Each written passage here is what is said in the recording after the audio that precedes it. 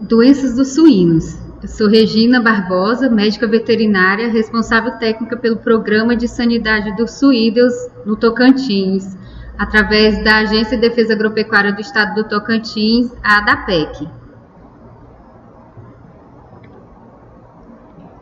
Para iniciarmos em relação à situação que se encontra a suinocultura, no Tocantins ainda temos uma produção pequena, ainda incipiente, estando concentrada mais nas pequenas produções de subsistência, né, através dos nossos criatórios e poucas granjas comerciais. Hoje nós contamos com menos de 200 granjas que têm aí a principal função comercializar suínos, né, principalmente para engorda, porque aqui nós não temos para reprodução, ainda não temos granjas aptas para a reprodução. Então, nós estamos ouvindo falar muito em pandemias, epidemias, e infelizmente já é algo muito conhecido no setor da suinocultura, porque ultimamente muitas doenças que não apareciam mais começaram a aparecer, são emergentes e reemergentes. Nós temos alguns casos, principalmente que estão ocorrendo aí na Ásia, na Europa, como a peste suína africana. Temos também a diarreia epidêmica suína, conhecida como PED, o delta coronavírus suíno e a TGE, gastroenterite transmissível, que também é causada por um tipo de coronavírus, né? O Seneca vírus A, que está ocorrendo até aqui no Brasil também, a síndrome respiratória reprodutiva e nos suínos, a conhecida PIRS, né? Que está acontecendo muito nos Estados Unidos. E o Brasil não está livre, né? São alguns desses exemplos de novas e velhas doenças que vêm desafiando a suinocultura mundial, porque são doenças que se espalham facilmente, né? Devido principalmente à globalização, que tem suas vantagens, mas ela tem um ponto muito negativo, que ela é importante na propagação de doenças, principalmente relacionada à comercialização entre países, até entre continentes. Então, se não for feito um trabalho muito correto de sanidade, de desinfecção desses produtos, pode ocorrer a saída de uma doença que não ocorria em certo local, ou até mesmo em certo continente, e vai para outro. E também essa movimentação de pessoas, de técnicos ligados à suinocultura, então também pode ser um meio de propagar essas doenças. Além da globalização, que é um ponto importante para essa disseminação de doenças, né, que a gente comentou, essas doenças emergentes e emergentes, a taxa de lotação também tem sido um ponto crítico, porque atualmente, para aproveitar o espaço e até para otimizar, principalmente em tempos de crise, né, as pessoas têm aumentado a taxa de lotação, né, aumentando essa densidade, e isso propicia a disseminação mais rápida de algumas enfermidades. Em relação à pandemia e essas epidemias que acontecem, só tem uma forma de serem evitadas, é que tem um sistema de vigilância eficaz na detecção de casos, então tem que ser rápido para detectar o caso, os técnicos têm que ser muito bem treinados para uma suspeita de doença, para já agir, para ela não se disseminar, e também o diagnóstico dessa doença. Então a gente precisa contar com meios de laboratórios eficazes para diagnosticar essas doenças, e vacinas também, dependendo do tipo de surto que esteja ocorrendo, e principalmente pessoas capacitadas para gerenciar essa crise, para dar uma resposta rápida. A suinocultura tem sido de destaque, porque em frente a alguns casos de peste suína clássica, peste suína africana, tem sido bem ágil esse atendimento e tem controlado, né, em alguns países. A suinocultura brasileira, até o ano de 2018, ela era invejável, porque a gente tinha um controle sanitário enorme. Porém, de 2018 foi detectado focos de peste suína clássica no estado do Nordeste, né, alguns estados do Nordeste, e isso é uma doença de grande impacto produtivo, social e comercial. E para isso, o estado do Tocantins ele já é considerado livre para a peste suína clássica, né? Alguns estados do Nordeste também já são considerados, nós vamos ver o mapa à frente desses estados, e nós já somos livres desde 2016 com reconhecimento internacional. E o Ministério da Agricultura, visando ampliar essa zona, criou um plano estratégico, que nós vamos apresentar um pouquinho aqui hoje também, para que todo o país fique livre. Isso vai ser importante para quê? Para abrir novos comércios, né, do Brasil, para exportação. A gente vê aí que o Sul, o Sudeste já exportam muito para a China, para alguns outros países até mais exigentes, né? Então isso vai abrir portas para exportação maior ainda e manter o nosso padrão sanitário. Como eu falei no início, o Tocantins ainda tem uma produção muito incipiente, né? A gente pode observar aqui nesse mapa do Tocantins, essas áreas mais escuras onde estão concentrada a maior densidade de suínos no estado, né? E mesmo assim, tendo essa concentração aí acima de 5.000 animais nesses municípios, elas são mais de subsistência, não tem muito caráter comercial. Aqui a gente observa nesse gráfico a evolução, né, da população suína no estado do Tocantins, né, relacionada ao número de criatórios e o número de animais. Então fica em torno de 250, 300 mil animais por ano de suínos no estado. Mas como nós falamos no início, o que é a peste suína? Nós vamos começar falando dessa principal doença, porque como eu falei, está ocorrendo no Brasil. Ela tem um grande impacto comercial e econômico. Ela é causada por um vírus, é altamente contagiosa e acomete os suídeos, que são os suínos e os javalis, né? Ela pode determinar quadros de febre, hemorragias em todo o corpo do animal, né? Tanto é observado na pele como quando é feita necrópsia em alguns órgãos, né, ou internos desse animal. Ela causa uma alta morbidade. O que é isso? Se ela chegar num rebanho, muitos dos animais irão adoecer e também irão morrer, porque ela também é de alta mortalidade. Ela causa prejuízos econômicos substanciais, tanto aos pequenos produtores como na indústria, né, porque pode ser embargada a exportação, até mesmo a produção desses animais, né. Ela é de uma família Flaviviridae, causada por um pestivírus, e como eu falei, os principais hospedeiros são suínos e javalis, ou os resultados do cruzamento desses, né, os javaporcos, né, e são os únicos reservatórios da peste suína clássica natural. Então a gente vê aí os javalis, né, tem a diferença, o cateto e o queixada, né, que possui aí esse branquinho no queixo, eles não transmitem, apenas o javali e os suínos domésticos. Por que a gente chama atenção? Porque a gente faz o controle maior em cima dos javalis, né, para evitar contaminação, né, a infecção desses animais silvestres para os nossos domésticos.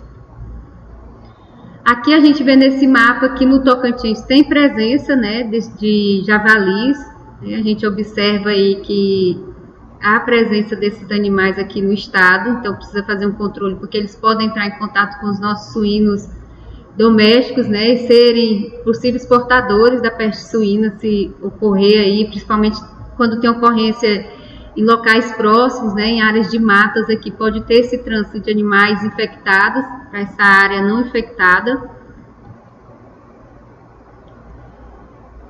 Ela é uma doença de obrigação, de notificação obrigatória. O que é isso? Se ocorrer qualquer um dos sintomas que nós vamos citar aqui na frente, o produtor ou o médico veterinário que atenda na propriedade tem a obrigação de notificar aqui no estado para a ADAPEC. E como eu falei, o estado já é livre, sem vacinação desde 2001 e com reconhecimento internacional desde 2016. A gente tem a honra de apresentar esse certificado, porque a gente precisa apresentar um trabalho muito grande de vigilância para termos esse reconhecimento lá, né, pela OIE. Aqui a gente vê como que está a distribuição da peste suína no mundo, peste suína clássica. A gente vê que está ocorrência no Brasil e há 2 anos também ocorreu aqui no Japão, né, uma ilha totalmente isolada, para a gente ver os cuidados que tem que se ter, né, para essa questão de trânsito de produtos, subprodutos e até mesmo de pessoas. Aqui é os estados que são considerados livres da peste suína clássica, né? Aqui essa área em branco são os que ainda não são considerados livres de peste suína. O nosso último foco de peste suína tinha ocorrido em 2009, né, nos estados aí do Amapá e Rio Grande do Norte. Infelizmente, em 2018, 2019, nós tivemos a ocorrência de focos aí nos estados do Ceará, Piauí e Alagoas. Né? Já foram feitos o saneamento de todos esses focos, foram 68 focos, já foram saneados, né? Já foram eliminados esses focos, com quase 3.000 animais destruídos, porque não tem tratamento e deve ser destruídos os animais, causa um impacto econômico e social muito grande nessa região. E o que ela é? Ela pode ser transmitida pelas, né, salivas, né, por aerosóis formados aí através da respiração. O animal pode se infectar com essa doença e só apresentar sintomas após 7 a 10 dias devido ao período de incubação desse vírus. Ele também pode ser infectado, né, no útero da mãe, que vai causar várias malformações nesses animais, né, ou pode causar abortos também nesses animais. E a relação a esse vírus? Por que é importante a gente saber se ele é resistente ao frio, à alta temperatura? Porque são os métodos da gente evitar. Então, ele pode ser inativado através do cozimento, né? Aquecimento aí a 65 graus por 30 minutos ou a 71 graus por 1 minuto, né? Ele sobrevive por meses a anos a temperatura de congelamento. Então, a gente lembra aí de produtos que podem estar contaminados, um presunto, algum subproduto ou produto da carne suína, se for congelada, contaminada, pode ser viável até por meses, né? Até anos. E o pH é importante saber que ele é inativado aí de pH de 5 a 10, ele sobrevive bem, pH ácido, e inativado de pH 3 a pH de 11,0. Por que isso é importante? Para quando a gente for escolher os desinfetantes para usar, para inativar esses vírus, a gente vê essa questão de pH. Então, nessa tabela aqui, vocês podem ver que ele é muito resistente. Vou chamar a atenção aqui só em presuntos, né, que é resfriado, ele resiste por até 180 dias. E a salga também, ele resiste até por 6 meses. Então, a gente às vezes acha que salgando uma carninha aí de suíno pode estar prevenindo para a peste suína, não.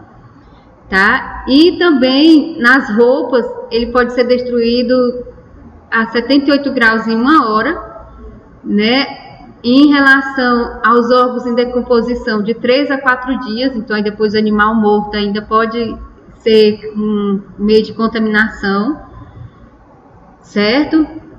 Então é bem resistente a condições ambientais. Os principais sintomas, ela se apresenta de forma aguda, que é quando a gente vai notar que aconteceu a doença. Ela pode ser de forma crônica, que vai ter aqueles sintomas, mas vai morrer muitos animais ao mesmo tempo. Então, a forma aguda, geralmente os principais sintomas são febre alta nesses animais, uma perda de apetite, os animais ficam mais lentos, letárgicos, né? Pode ser observado na pele manchas de sangue, né? Hiperemias multifocais, lesões hemorrágicas na pele, uma inflamação da conjuntiva, né, a conjuntivite, observando secreções nos olhos. Pode ser observado também manchas roxas na pele, né, cianoses, também na membrana, nas extremidades das orelhas, no focinho, na cauda, aqui na parte abdominal. Pode ser observado diarreias, animais ficam com constipação, vômito. Pode também ter ocorrência de síndromes neurológicas, como convulsões, ataxia, né? O animal perde um pouco a locomoção. Outro sintoma muito comum na peste suína clássica, os animais ficam amontoados, principalmente por causa da febre, né? Eles sentem frio. E a morte pode ocorrer de 5 a 14 dias depois do início da doença. E nesse caso, a mortalidade é muito alta em animais jovens, chegando a 100%. Outra forma que eu falei é a crônica, geralmente vai ter prostração, apetite irregular, febre, diarreia, problemas reprodutivos como abortos, os fetos podem nascer mortos, né? Os animais podem também serem mumificados, nascem aqueles animaizinhos bem secos, né, como forma de múmias.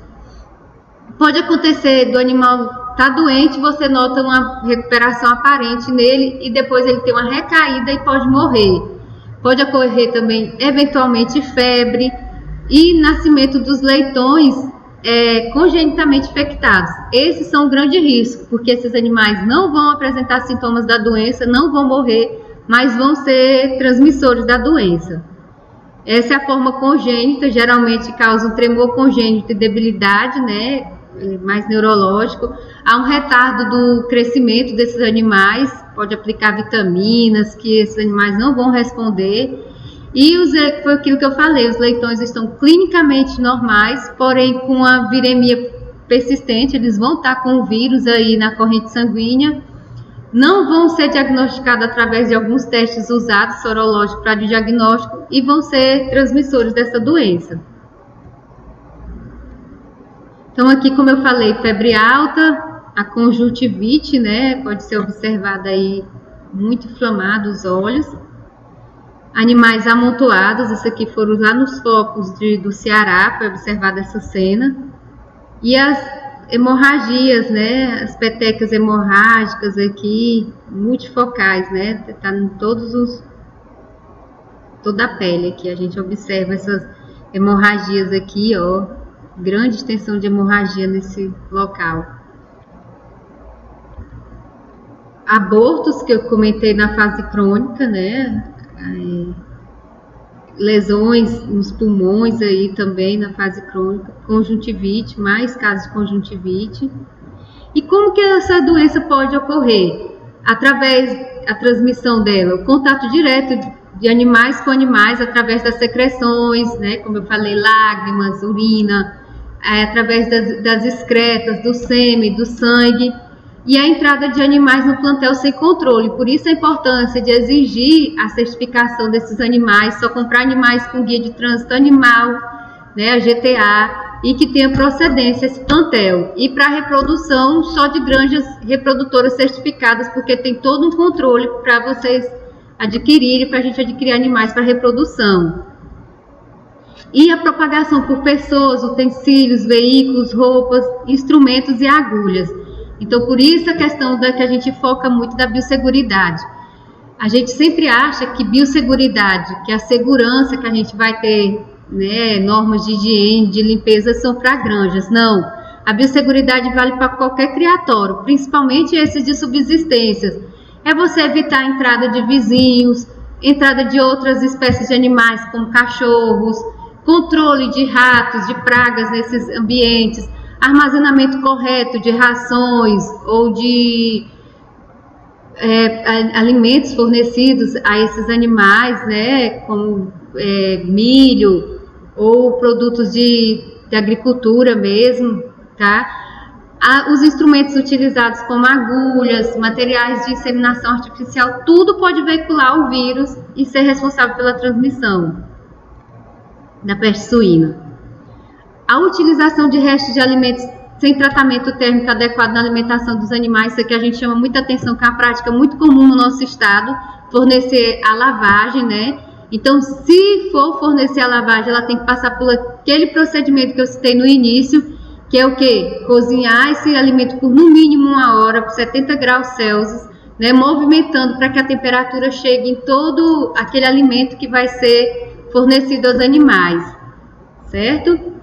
A infecção transplacentária ocorre, como eu falei, que pode ter origem congênita, pode causar também abortos ou natimortos, né, que passa da fêmea ainda durante a gestação. Aqui é a foto da gente colhendo material para envio laboratorial quando tem a suspeita de doença, né, algum daqueles sintomas. Os técnicos da ADAPEC vão lá, colhem material, tanto o soro para fazer sorologia, PCR, como faz o sacrifício. Se tiver animal morto, a gente faz a necrópsia desse animal, ou se tiver animais com sintomas, a gente sacrifica um e colhe o material necessário para envio para o laboratório para fazer o diagnóstico. Essa doença ela é muito confundível, por isso que o tema da nossa palestra são doenças em suínos.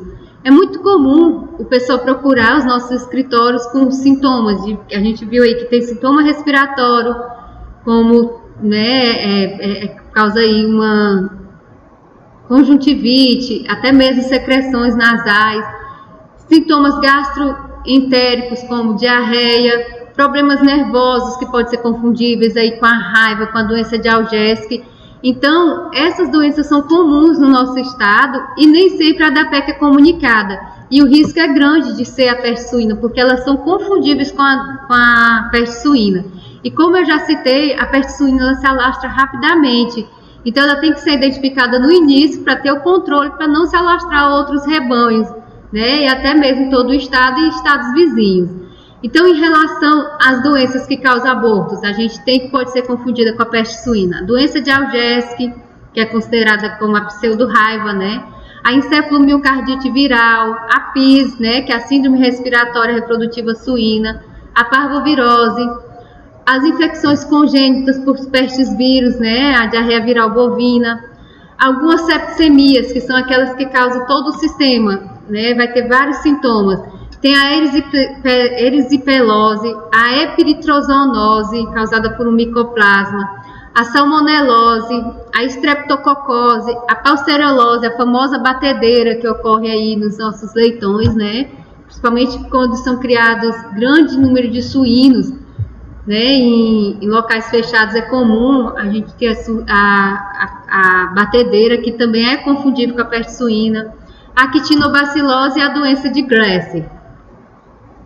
Aqui nós vemos na foto, podemos ver os sintomas, né, da circovirose e da peste suína, são muito parecidas, né, pode ser confundíveis mesmo.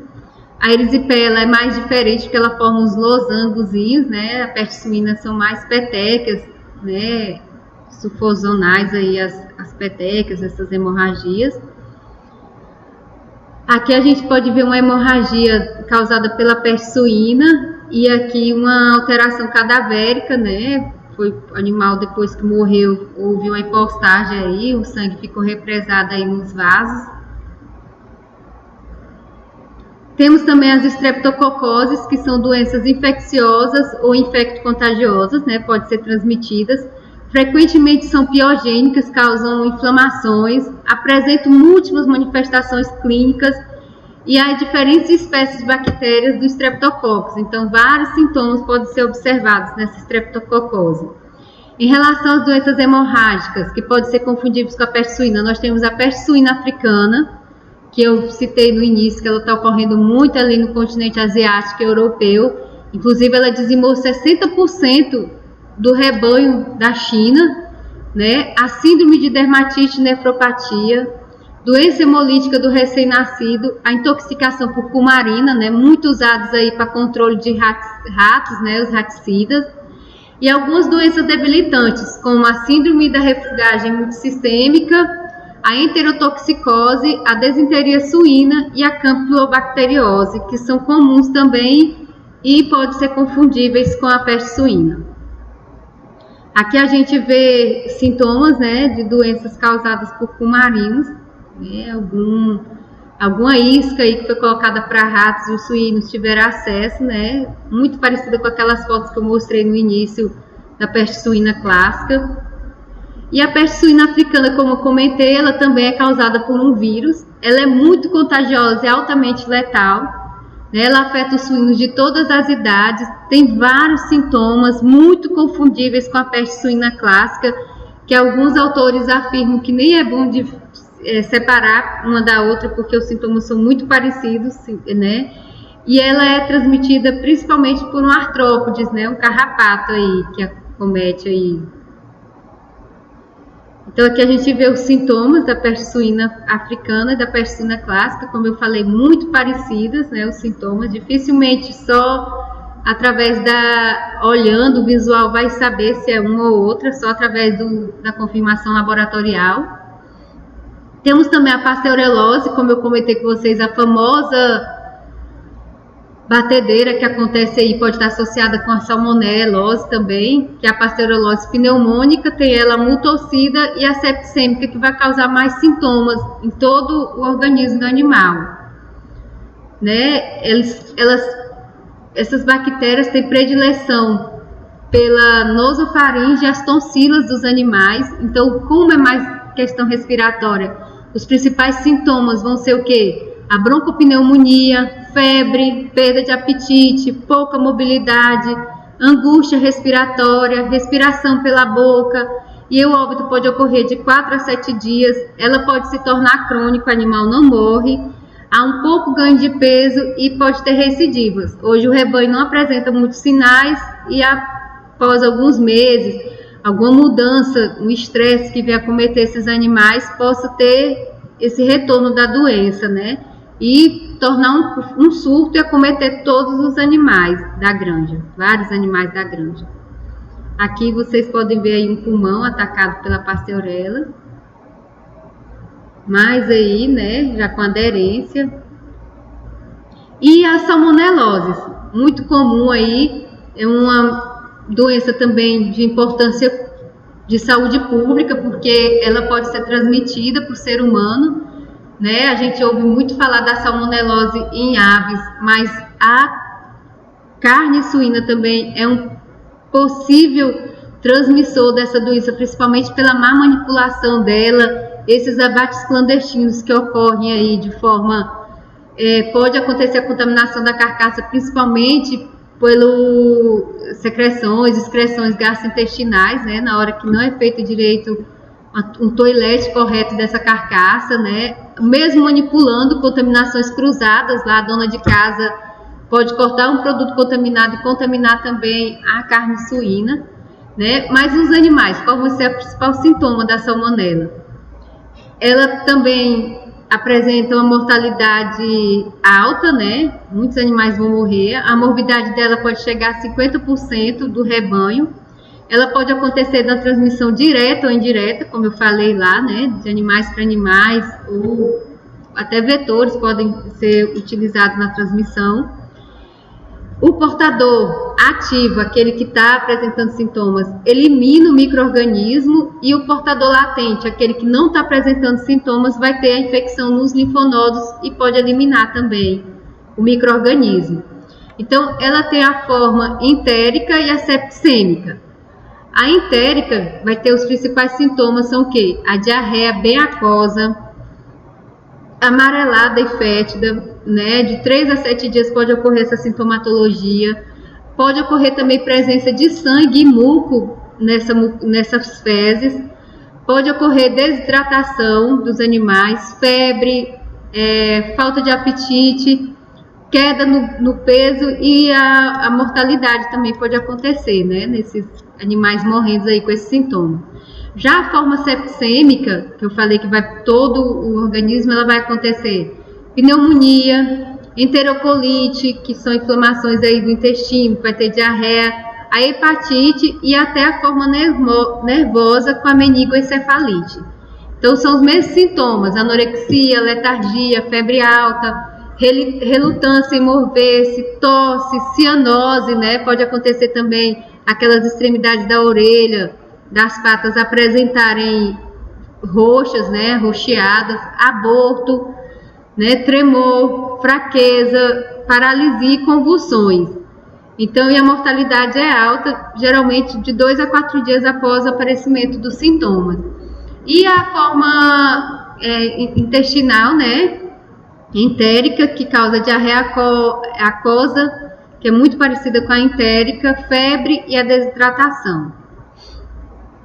Como que acontece a transmissão da peste suína? Nós falamos ali do que pode ser confundida, né, os sintomas da peste suína. Agora, como que a gente pode acontecer? Como eu falei, do contato direto, animal com animal, entrada de animais sem controle, a propagação, né, a utilização de restos de alimentos sem tratamento e a infecção transplacentária. Aqui a gente vê alimentos sendo fornecidos para o suíno sem tratamento térmico. Então, se tiver contaminado, principalmente essa carne aqui, esse animal já vai poder ser contaminado pela peste suína clássica.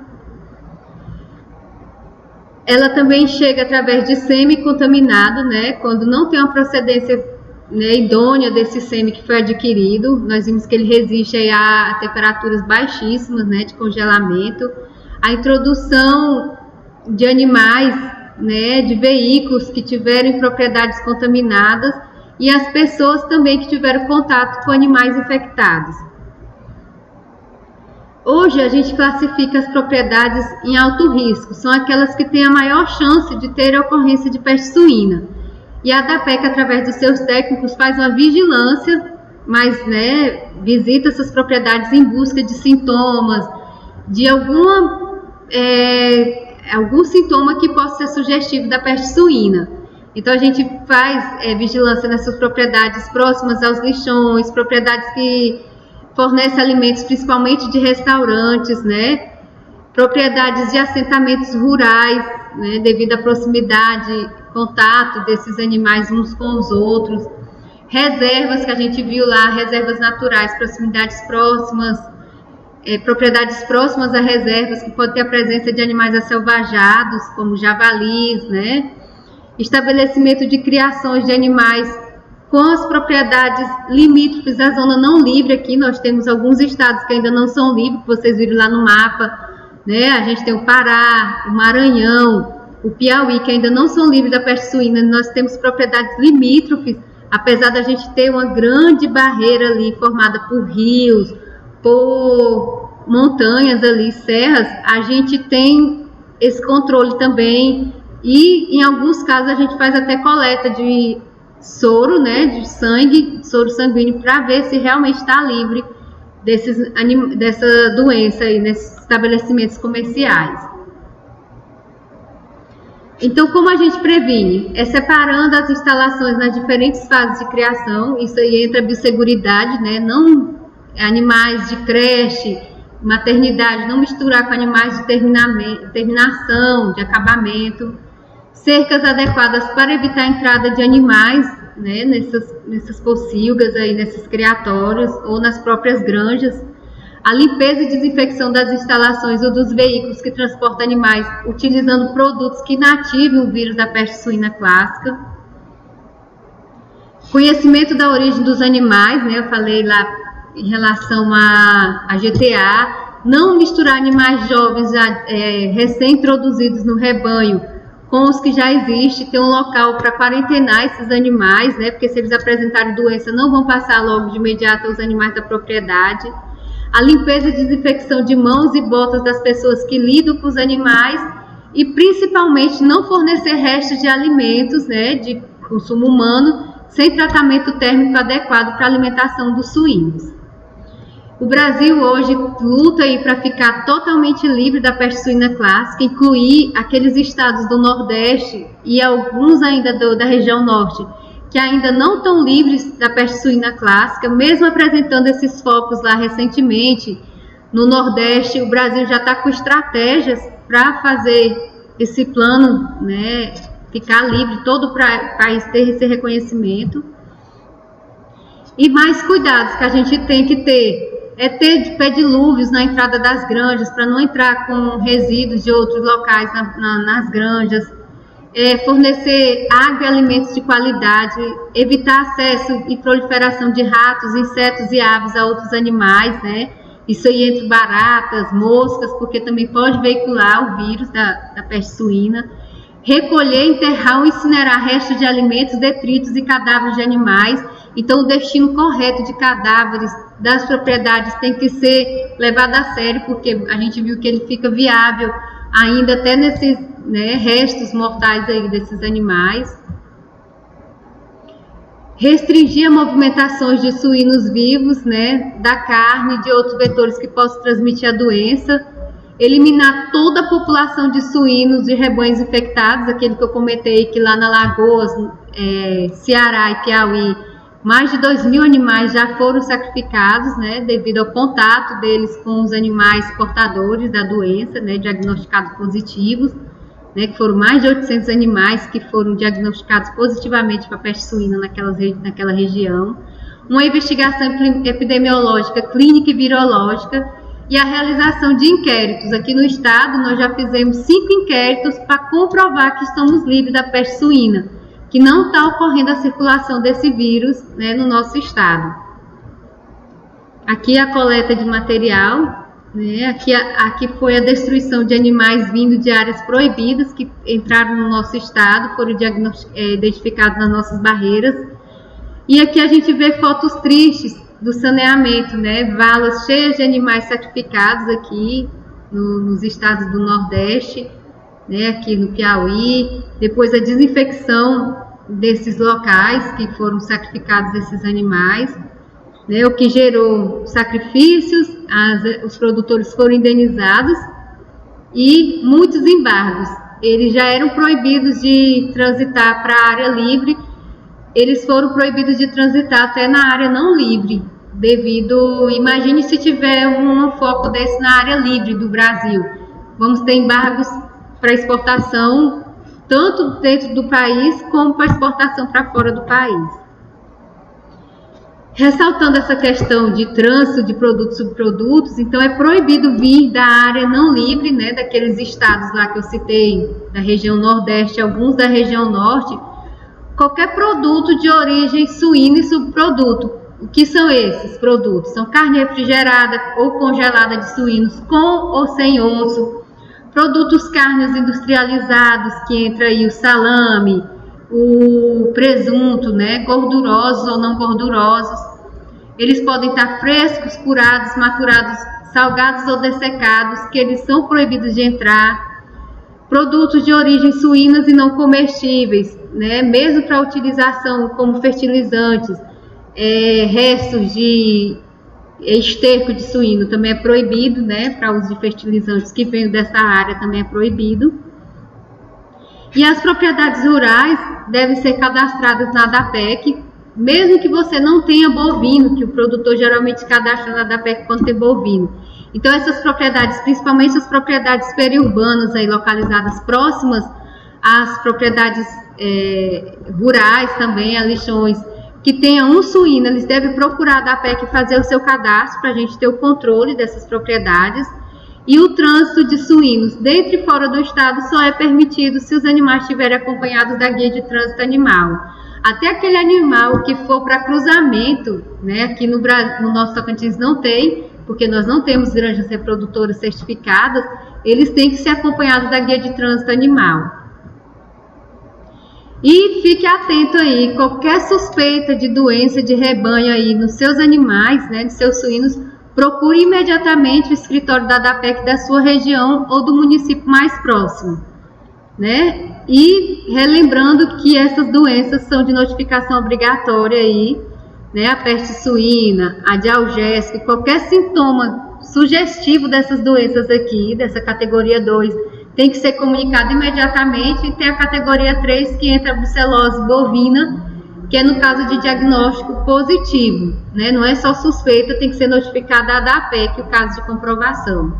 Então a gente chama a atenção aí dessas doenças, que são as que vêm, né, que são obrigatoriamente de ocorrência no estado, no Brasil, né? Então era isso que a gente queria deixar essa mensagem aí, né? Agradecer muito a atenção de vocês e dizer que a ADAPEC está disponível aí nos escritórios, né, através presente em alguns municípios do estado, e através também do 0800. Qualquer denúncia relacionada a trânsito ou a suspeita de doenças, você pode fazer uma denúncia anônima através do telefone 0800 63 11 22. E muito obrigada.